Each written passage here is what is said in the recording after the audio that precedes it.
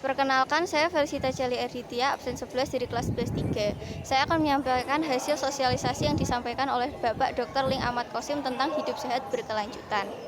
Hidup sehat berkelanjutan adalah cara hidup dengan tindakan optimal dengan memperhatikan kondisi lingkungan dan tidak mengorbankan generasi selanjutnya.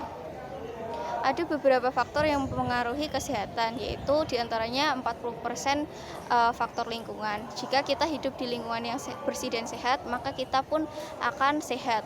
Sebaliknya, jika kita hidup di lingkungan yang kotor dan berpolusi, maka kita pun akan rentan terkena berbagai penyakit.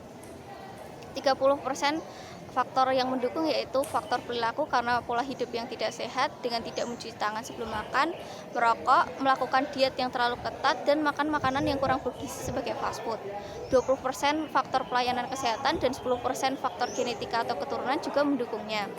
Oleh karena hal tersebut, direncanakanlah prinsip pembangunan berkelanjutan adalah melaksanakan pembangunan saat ini dengan optimal dan tidak mengorbankan kepentingan generasi mendatang.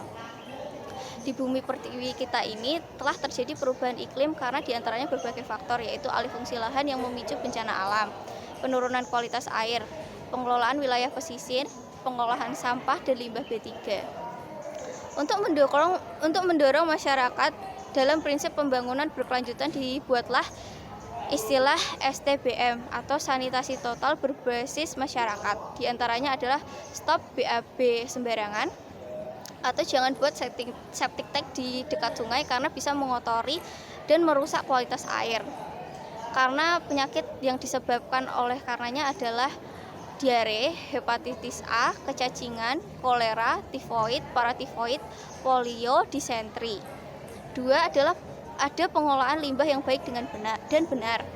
3, cuci tangan pakai sabun. Melakukan cuci tangan pakai sabun adalah cara pencegahan paling efektif dalam mencegah berbagai penyakit, yaitu 70% mengurangi resiko terkena penyakit. Karena tangan kita adalah jendela pembuka mikroorganisme yang paling tepat. Tangan kita berminyak dan lembab sehingga sangat cocok untuk tumbuh kembang bakteri.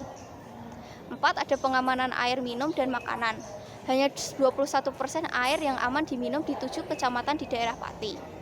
Oleh karenanya kita harus budayakan perilaku pengolahan air yang layak minum dan makanan yang bersih dan aman secara berkelanjutan dengan menyediakan dan memelihara tempat pengolahan air minum dan makanan rumah tangga yang sehat.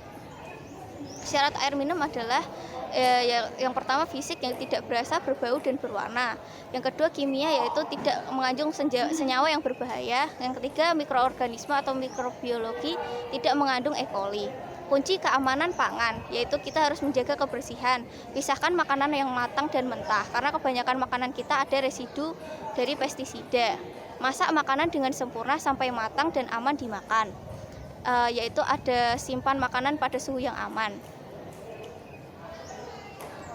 Nah, masalah utama keamanan pangan kita ini ada pertama, cemaran mikroba, karena rendahnya kondisi hygiene dan sanitasi. Yang kedua ada cemaran kimia karena kondisi lingkungan yang tercemar limbah industri, penyalahgunaan bahan-bahan berbahaya seperti boraks dan formalin, penggunaan BTB yang melebihi batas maksimal diizinkan yaitu pengawet dan pemanis, yang ada lagi pengelolaan sampah. Potensi resiko kesehatan akibat sampah yaitu pencemaran lingkungan, udara, tanah, dan air.